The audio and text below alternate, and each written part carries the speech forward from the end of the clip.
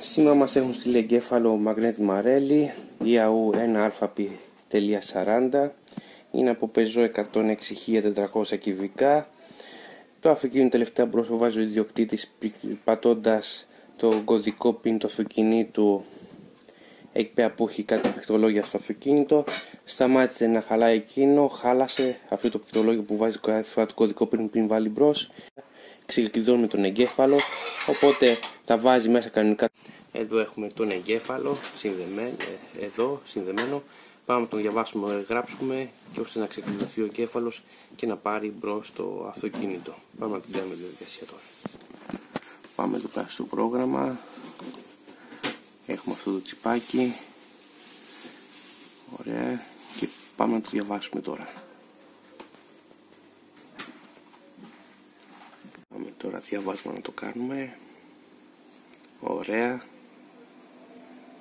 Το διάβασε. Το κάνει και επαλήθευση Verify Device.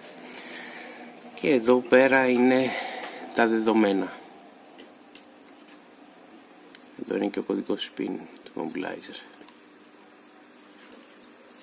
Πάμε να κάνουμε τις κατάλληλες τροποποιήσεις για να καταργήσουμε το Mobilizer τώρα.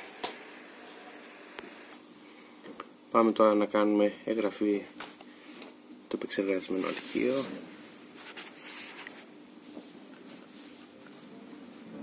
OK.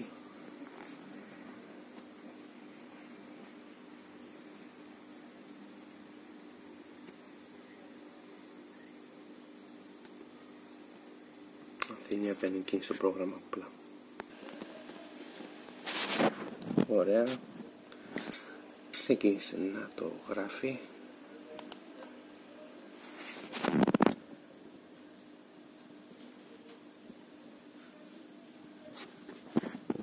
Για λίγο. Ωραία.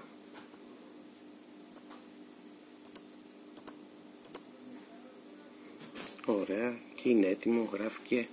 Ο εγκέφαλος ξεκλειδώθηκε και είμαι έτοιμος να κουμπώσει πάνω στο αυτοκίνητο, ξεκουμπώνω στη μονάδα Mobilizer και να πάρει μπρος.